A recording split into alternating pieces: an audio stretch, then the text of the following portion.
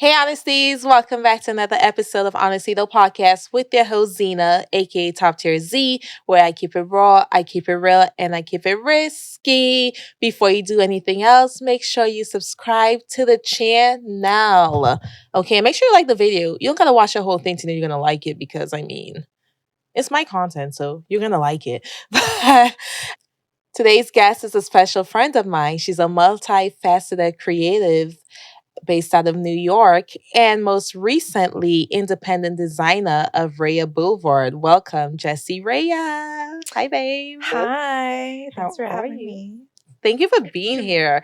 First of all, I just want to say Jessie is the most well dressed and best dressed woman that I know. Oh, I am honored because I know that you know a lot of people, but I feel the same about you. No, she's lying Truly. to me. Every time we get together, I'm just so excited to see what you have coming up. So Aw, you inspire a lot of it. I feel like I dress my best when I'm with you, and I always tell you that because I feel like I finally found someone who understands fashion and style, and it really motivates me to like get creative with my fits. And every time I see you, I'm like, damn, I want this piece and that too. So thank you for that. Aw. So, No, you gave me inspiration too. Today we got on the phone and we were thinking about what to wear, and you said corset, and I was like, all right, I know what yes. to do. And we both came in corsets, but in our own signatures, and that's why I love our dynamic because it's similar but very different and kind of true to who we are with our own personal styles as well, but very much inspired by each other. That's a fact. Big Libra energy. First of all, it's our season, okay? Happy birthday to us. Yes, happy Libra season and all the Libras out there. Hello. Hello. Live your life, okay? We see you, we hear you, we love you. Period. Keep putting that shit on.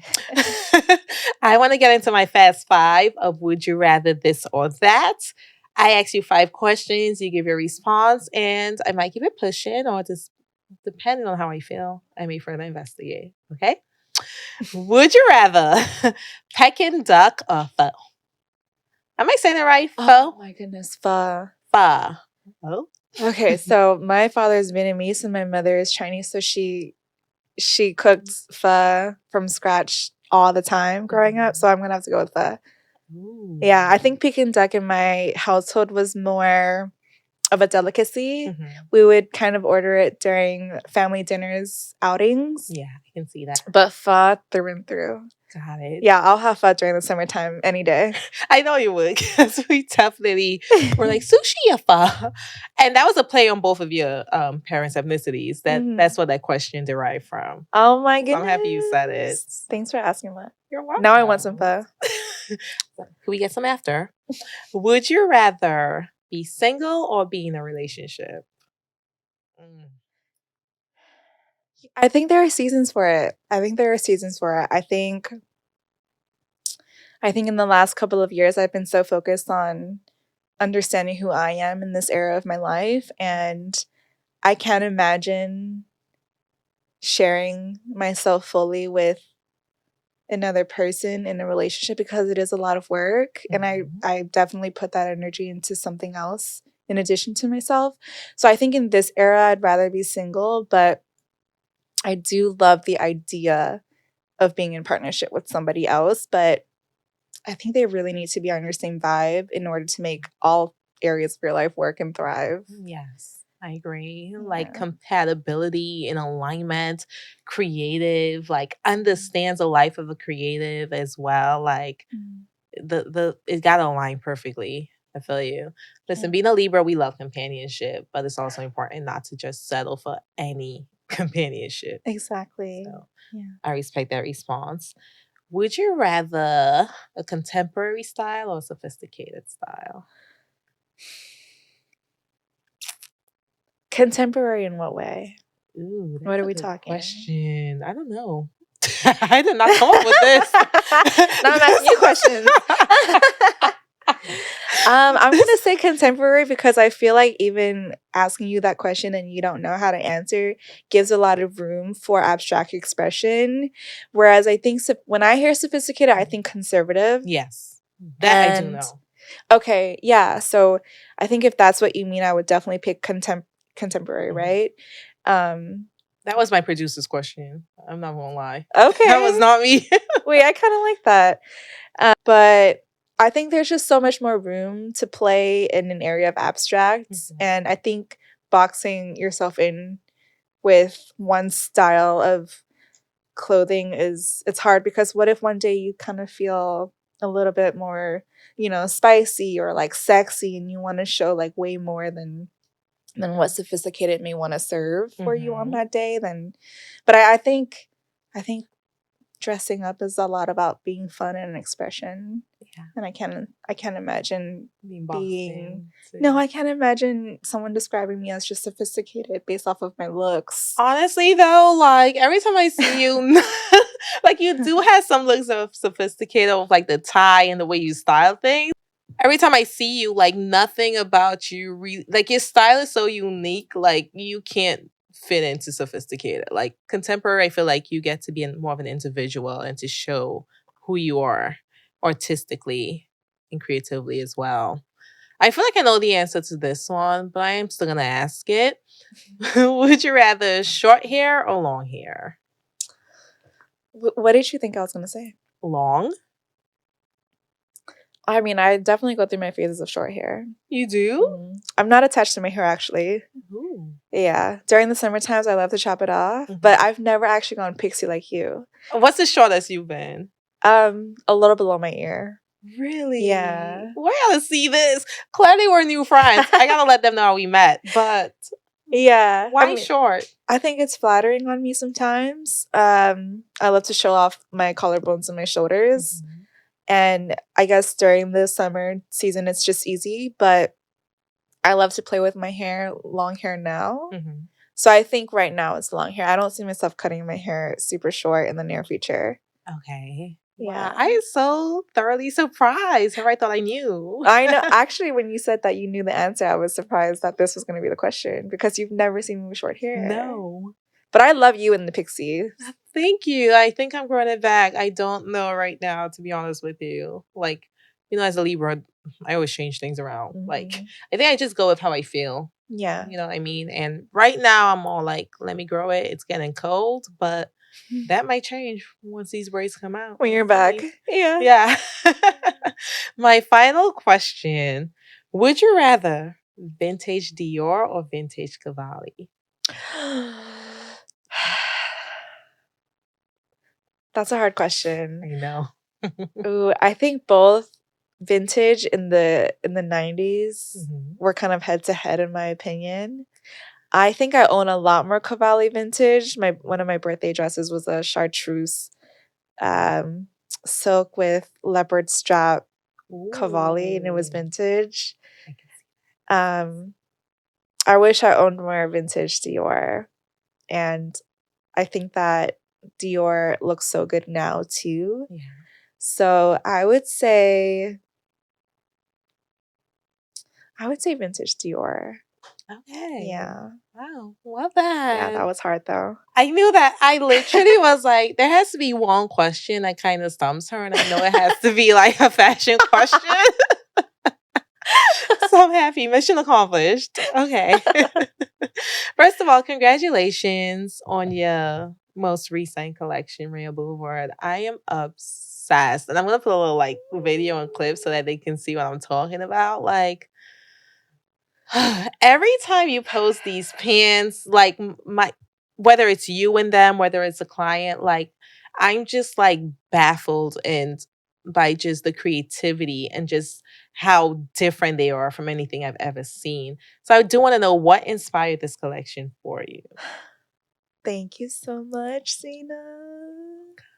I always feel so shy when I get compliments on the collection. So it's a collection of 2 pieces, and the pants that Zena's referring is kind of these tuxedo style pants made out of dead stock wool.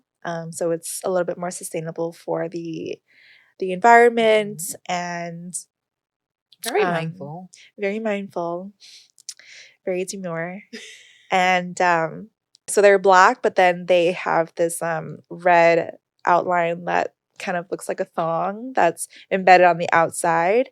And then it's like a red trim on the bottom. And pockets. Let's not forget that. Yeah, we have 2 deep pockets for the girls, you know. I didn't want to make pockets without, or pants without pockets, even though it was honestly annoying to figure out. So I'm self-taught, and I think what inspired the pants, because that was kind of the main focus of this project, was I had been creating just out of one expression of what I liked. And then through that creating, I was understanding who I was, because it took a lot of discipline. It took a lot of hours of learning the basics of sewing, putting together a garment, what it meant, draping. And then throughout this process, I was understanding the parts that I really enjoyed and then the parts that I didn't enjoy, and understanding why I didn't enjoy it. Was it because it was hard and difficult, or was it because I genuinely didn't want to spend time on it? Like what? What parts did you not enjoy? So I love to drape. So when you're draping, it means that you're kind of putting a muslin, which is unbleached cotton, onto your dress form, and then kind of fitting the body with the dress form. And then from there, you're creating your own silhouettes and shapes. And I realized that that's kind of where I allow time to take me. And when I allow time to take me effortlessly, I see that as a really great green flag that this is something that I enjoy, and I can do this day in and day out. So to go back, I made a jacket, and I made a dress, and I hadn't made pants yet. So I wanted to challenge myself with making one piece of each, so that I can understand the shapes of that body. So after I made the dress, after I made the jacket, I was like, all right, now it's time to tackle pants. And so I used fabric that I wasn't going to use for the jacket and the dress, and I made a sample of pants. And funny enough, I just put something together really quickly. I did the pattern and everything, and I shared it on social media, not thinking anything of it. It was kind of like a scrap project of mine, because the dress and jacket took months to execute and finish and share. And I knew I had to share my projects, because Rick Rubin talks a lot about the final stage of a project is to share it. And I wanted to go through the full process of finishing and ending a project.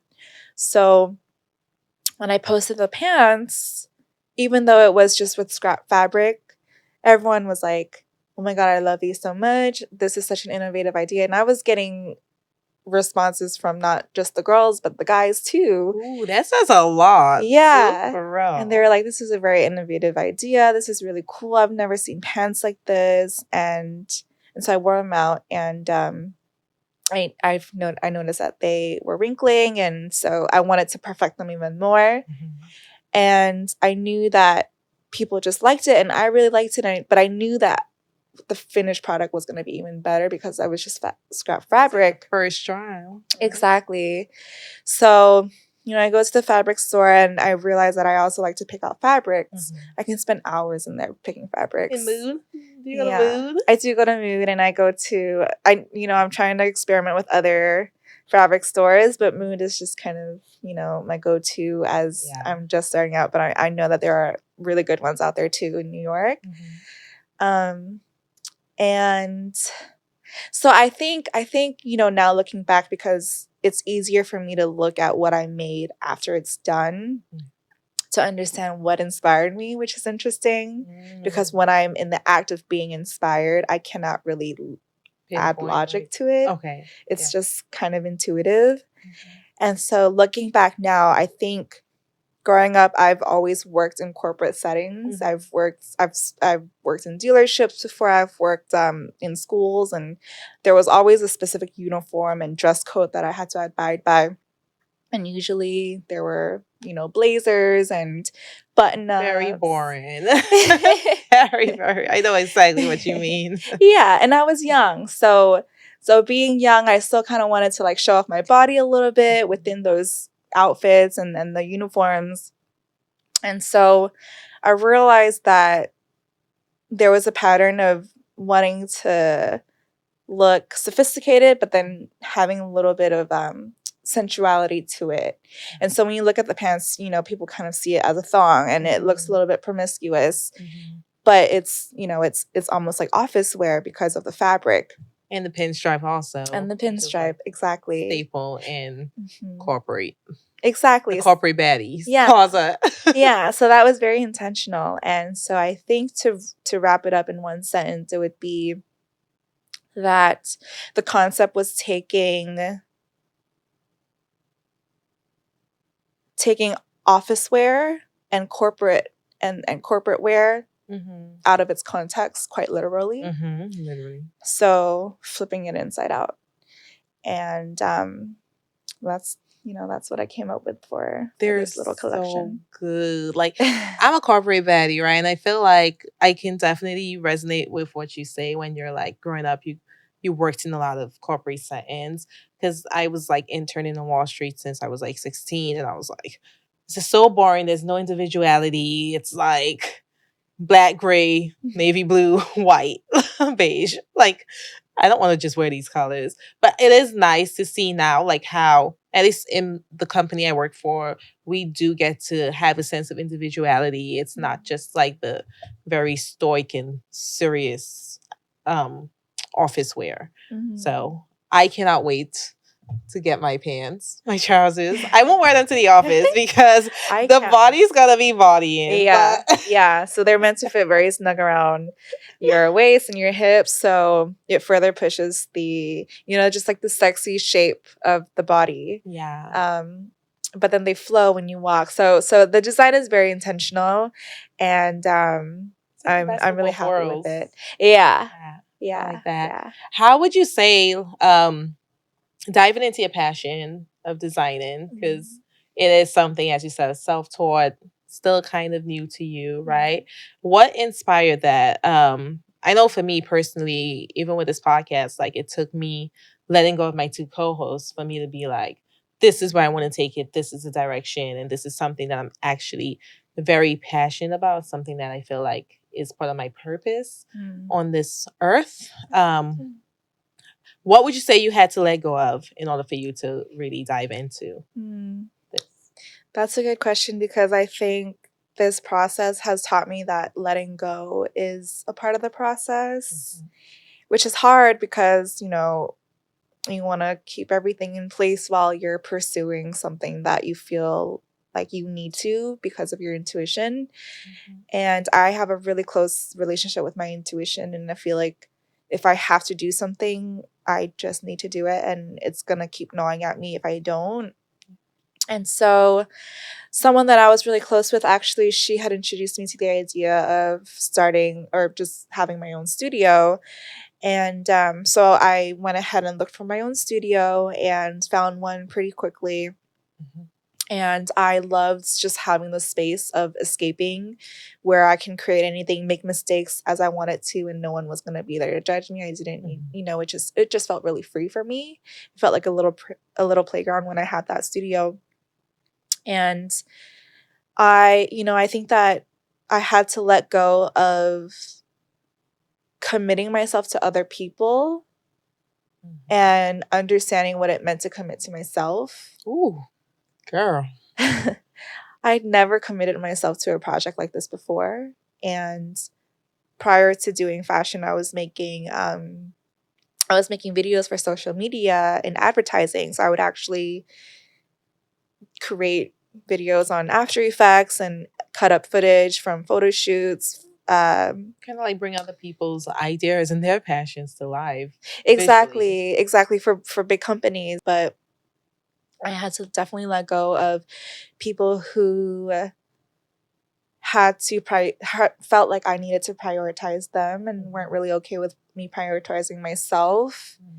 And that was a hard lesson to learn. And I was like, well, if I'm having to choose between you and us versus myself, And even though it's just a new passion, I'm going to have to go with my passion, because I think when I don't listen to my intuition, it because I'm a very logical person too, but I have a close relationship with my intuition. And when I try to add a lot of logic into my intuition,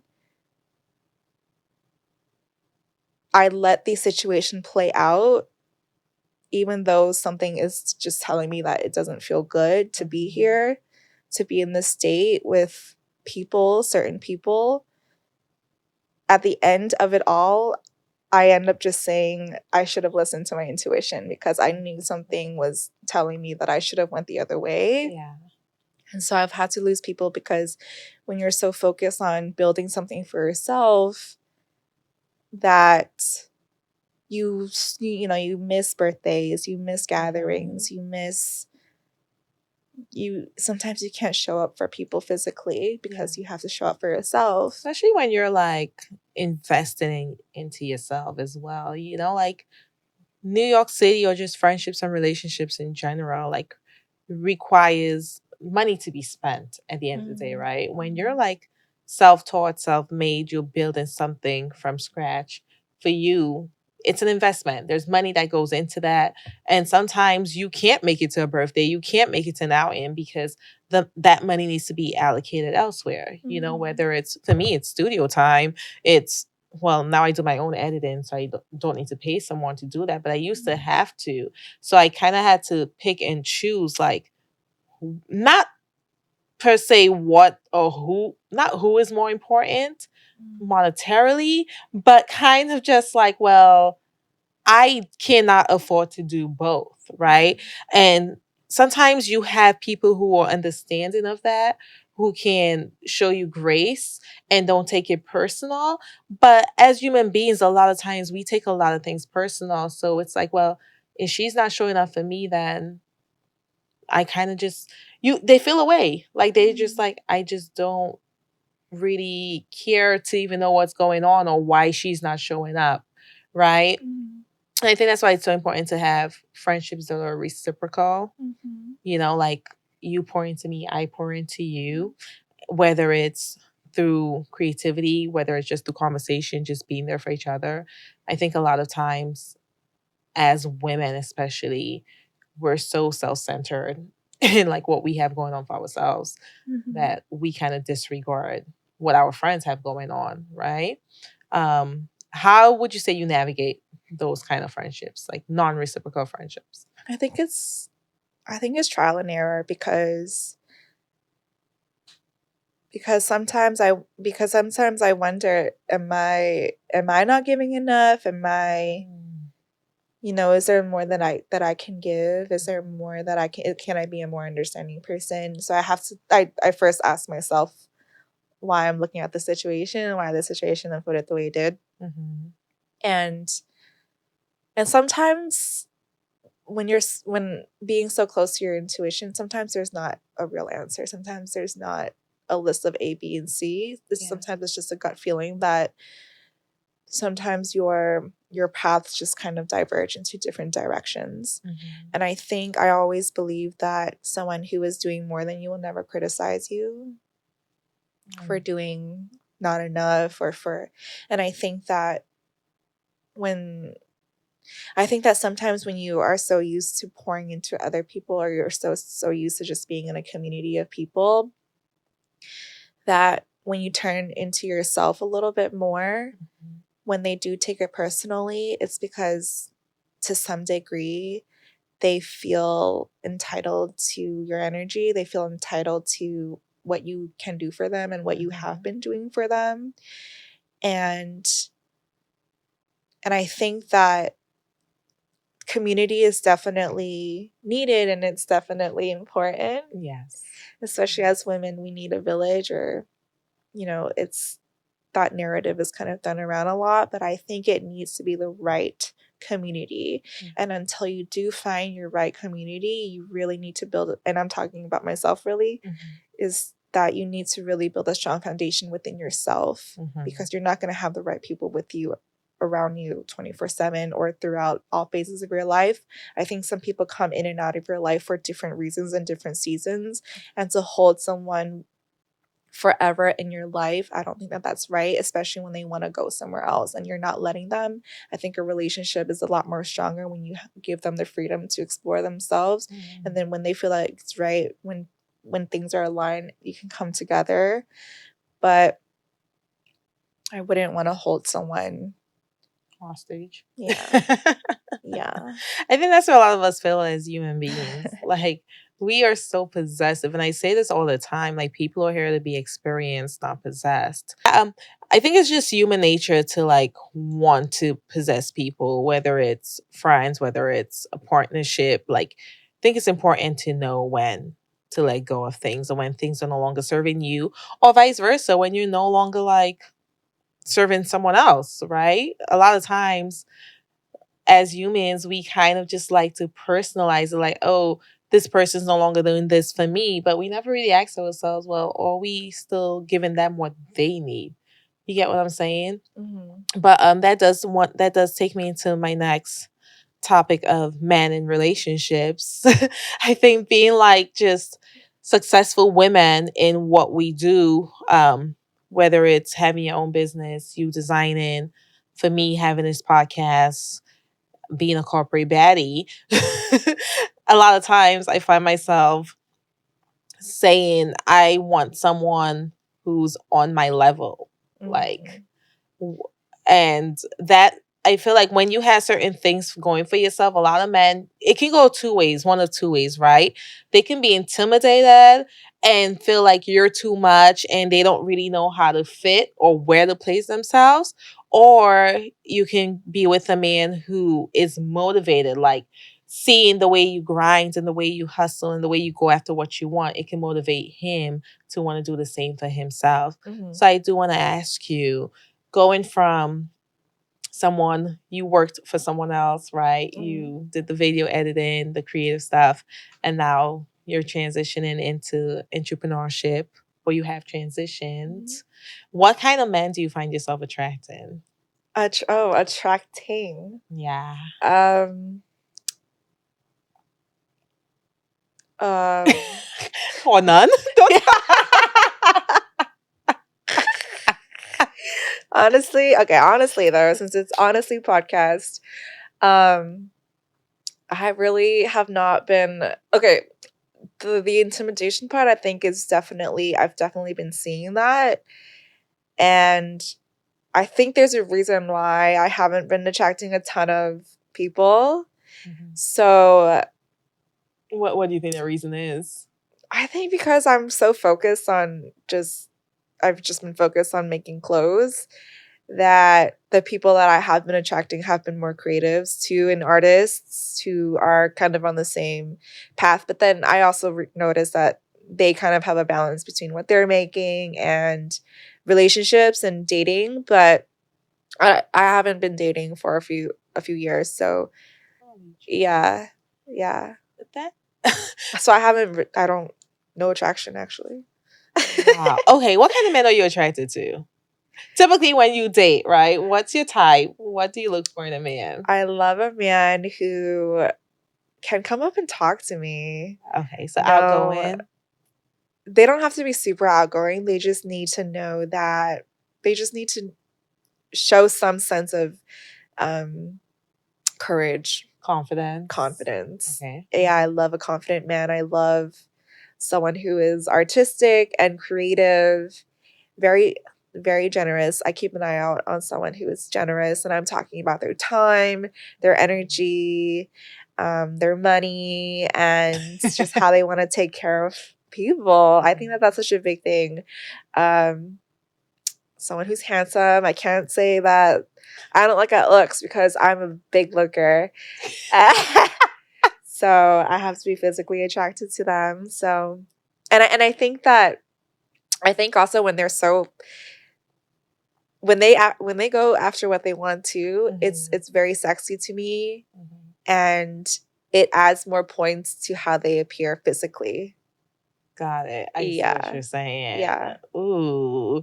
Do you want to know what kind of man I'm attracted to? Yes. She's like, your turn, hot seat. I like a lot of those. Confidence is the top of my list also because I'm a very confident woman. And with that comes, I feel like men and people in general are just attracted to confidence, right? So I'm not like tooting my own horn, but I feel like a lot of men take interest in me just because of the way I carry myself and the confidence that I exude. So I need someone who's not insecure, who can like understand like, yo, she's the shit. Like sometimes you just gotta sit back and watch me Period. do my thing. You know what I mean? Period. Like Yeah. I like someone who's ambitious, a go getter, like go after what they want, loyal. I'm big on loyalty because I'm a very loyal person as well. Like if I can't trust you, if I can't communicate certain things to you, I just we just would never work. And then good looking for sure. Thing. It gotta be a Libra thing because Come on. Come on. I just cannot. You know, sometimes they're like, oh, maybe he'll grow on you. Oh my goodness. No. No, because I also think that it's not really how you're born looking. I think it somewhat I think that when to me when a man is good looking, it shows how well they take care of themselves. It shows where they are in life and how happy they are. And I think that's also really important that somebody who says that they are ready to date, that they should at some degree be very happy with they are in their lives while still building on what they have. I think it's really easy for me to pick up on a man who's uncomfortable with where they are, and that can be challenging for a woman who goes after what they want, who is ambitious, and it doesn't ever really end well in my experience. It kind of turns into competitiveness and playing in the same fields where the fields aren't even on the same ground. It feels weird. It doesn't feel like I'm being taken care of by someone, and I want to feel that in a dynamic with a man. That's so important.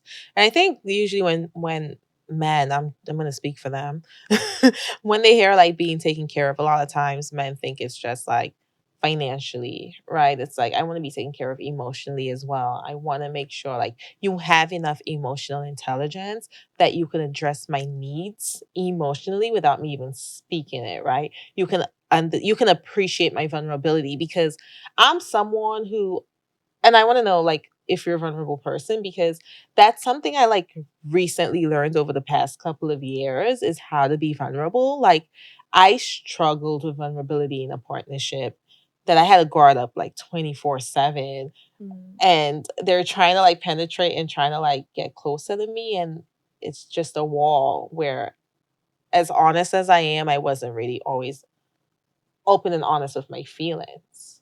So when you say vulnerable, you mean specifically with your feelings? Yeah.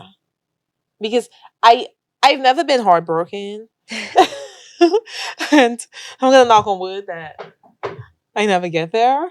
And I think part of that reason is because I was never fully vulnerable with anyone. Oh, interesting. Yeah.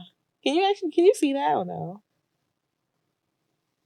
I mean, I see you as somebody who knows exactly what you want and knows what you deserve, and it's really inspiring. Thank you. But I mean, I think you're just a very logical person, and I don't think that there's anything wrong with it. Not that there's not anything wrong with it, but I think that being logical can also be a sense of vulnerability because you're actually giving your time of day to someone that you want to. Because as a woman like you, if you already know what you want, you're not going to be spending time on people or things that you don't want. So I think that you spending time on said people and things is already a big green flag that you want to be there. And that to me feels vulnerable. That makes a lot of sense. But I can get why some people don't understand it that way. Yeah, a lot of times they don't see it that way, and I'm like, well, I guess I didn't see it that way either until you said it, to be quite honest with you. It's time spent is such a big factor in sharing love, I feel like. Yeah. Because, that's one of my favorite things about like when I'm with someone. Like, it's very important to me how you respect my time and how you make time for me. I also do, and knowing you, I know you're like big on your intuition, right? I do Yeah. want to ask you, has like being so in tune to your intuition, has that ever like in relationships actually done you a disservice? Because sometimes I don't feel like men can really understand the intuition. Like there are certain things I just know as a woman when it comes to my partner that they're like, how do you know this? And I'm like, I can't explain it. Like, I just know it's a gut feeling, right? Mm. And I feel like over time, some in the past, right? I would be like, oh, maybe this is just in my head, you know? And so I wouldn't really trust my intuition. So I do, as someone who's so, you like literally it's your guide, like just being your friend. I've seen it. Sometimes I'm like, Jesse, stop thinking. I got it. Like, shut the brain down. I'm in charge tonight. And that's just what it is, right? Yeah. So has your intuition ever like ruined a relationship for you? Oh my God. Ruined a relationship? Well, okay. So I think, so I'm a big believer that if you want advice for something, you should be asking somebody that has what you want in that field. Mm. And so when some of my friends ask me for relationship advice, I have to be honest, I don't know everything in relationships, especially when it has to do with romantic relationships. And I think that maybe that could be like a way of protecting myself and protecting the people that I love who ask me for advice, because I'm extra aware of things that aren't like aren't shown in the through body language or shown. I can just kind of feel and see things, but I can't always just go off that, because sometimes I'm not right, sometimes I'm completely wrong. And I think that in relationships, it's important to build such a strong relationship with yourself that if things don't go the way that you want, that you trust yourself to come back and bounce back from it. And I think that that can allow space to actually give love a chance and to feel more vulnerable with other people. Because I think when we're not vulnerable, it's a way of protecting ourselves, because we don't want to feel hurt. We don't want to be screwed over. Yeah. Exactly. And but I think if you have that trust within yourself, that even if things go awry, that you got yourself, and that whoever you believe in, the universe or God, or whatever the religion is that you practice, that's gonna carry you through harder moments. What was the question again? Has your intuition ever ruined a relationship for you? I mean, maybe for the ones that I'm no longer talking to, but I also feel that even being asked that question, I don't feel like there's been any regrets. So it's probably a good thing that we're no longer talking. So You're from Cali. What part of Cali did you grow up in? San Francisco, the Bay Area. I do want to ask, have you dated a lot while you were out there? Yeah, I was dating all the time when I was younger. All the time. There was not really a time frame when I didn't have a crush or someone that I was talking to romantically. I was such a big lover girl. I always had a crush. I always had someone to focus on. Such a Libra girl. Yeah. We are such flirts, and it's like it's like we give people chances. I want to know more. There's a curiosity, right? What would you say is the difference between men from the East Coast and men from the West Coast? Now that you've like experienced both. Okay, so from my experience, men in the Bay Area are a lot more passive aggressive. So men in New York are a little bit passive aggressive too. But in San Francisco, I was dating somebody on and off for 3.5 years. But that's so common to be in something that was on and off, because the conversation would never get brought up, and I think it was very common that people were being strung along, because it's a small city, and Well, if it's a small city, it's like, how many of me you gonna meet? Like, why we gotta be on and off? Literally, exactly. You said it. Yeah. I don't know. I think there was like an era of non-committal, and maybe that was just I mean, I was really young, but what are the New York men doing that's different? Like, you said they were passive aggressive also, which from my experience, New York men are so direct. Yeah, in your experience, yes. But then we also date different kind of men, right? Like, well, okay, so my two boyfriends that I had in New York City, they wanted to take me out on dates immediately. They told me that they loved me, not immediately, but it took time. But when they said it, I knew that that's how they felt. My relationship back in the Bay Area never told me that. Really? He loved me, yeah. In 3 years? In 3.5 years. Girl, and you were still, I would have been like... Girl, I was young. So I didn't know better. And I was like so attracted to him. That was the thing. I was so attracted to him.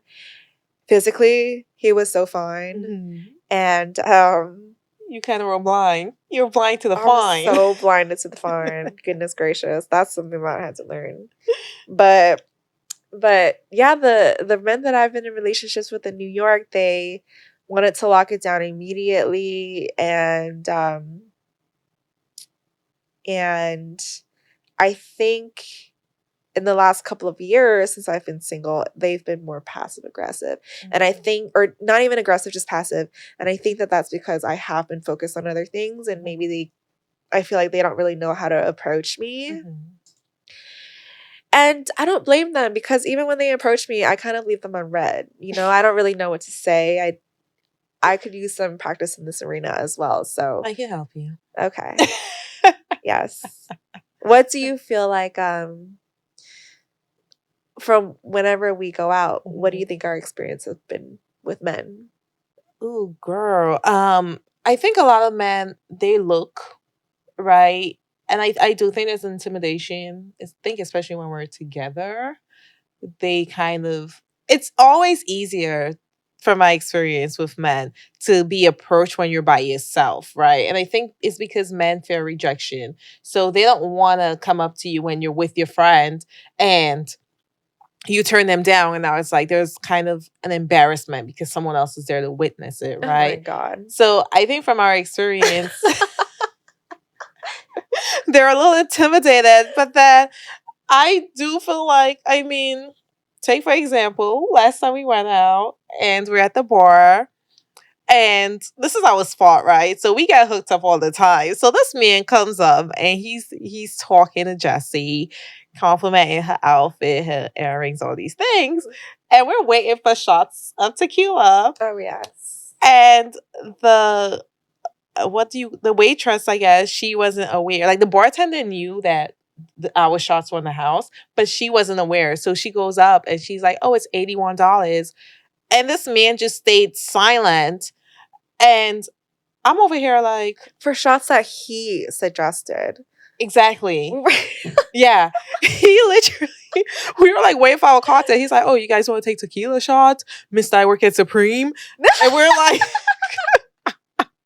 We're like, sure, we can take shots. That's fine. Exactly. So why would they tell you the price? You're like on mute. And he was on his, like, buried in his phone. Yeah. Buried in his phone. But the whole time you were so engaging. And I just feel like as a man, you should not be out trying to pick up women if you can't even pay for a shot or a drink. Like, I'm so sorry to say. Yeah. I think there's a lost art form of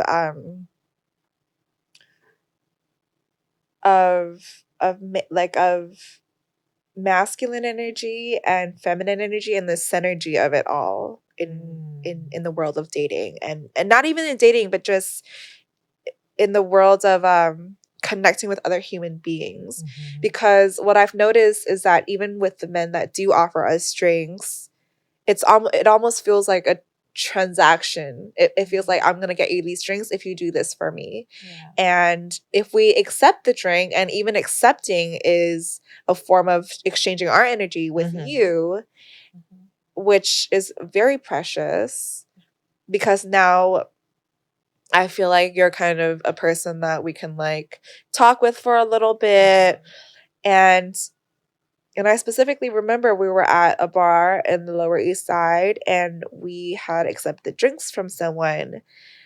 But after we accepted it, I remember he was hesitant of getting it Yeah. because it felt very transactional because he started to feel like we weren't going to give him what he thought was going to be in exchange for those drinks, which is insane because the drink is what's under $20. Yeah. And so why else are you out? Because if it just doesn't make sense to me. No. I really feel like a lot of men these days, they want to be the ones to be offered drinks to. Like, Yeah, exactly. Like this guy that was at the bar yeah. who suggested the shots but didn't pay for it. And so when you said like there's not a synergy between masculine and feminine energy, that like Yeah. really struck a chord because it's very visible in today's society. And I feel Yeah. like in order to have more successful relationships, that's exactly what we need. It's just men like standing in their masculinity and women being able to line their femininity and us being able to give each other that missing aspect of what we don't have when it comes, you know what I mean? Like Yeah. it's really that simple. And maybe in New York there's just so many options that they don't feel the need to do that, or But there's not options. Like there are really great options, but then th- but women, I feel like women when we go out, we just want to be treated like women. We want to sit in our feminine energy, and that's a lot of women that I know and a lot of women that you know. Mhm. And maybe because we're being more aware of our feminine energy that we understand how precious and valuable it is. Because how are you going to not pay for a drink but then expect me to spend time with you elsewhere? Like time is also energy and it's also Absolutely. currency. So Mhm.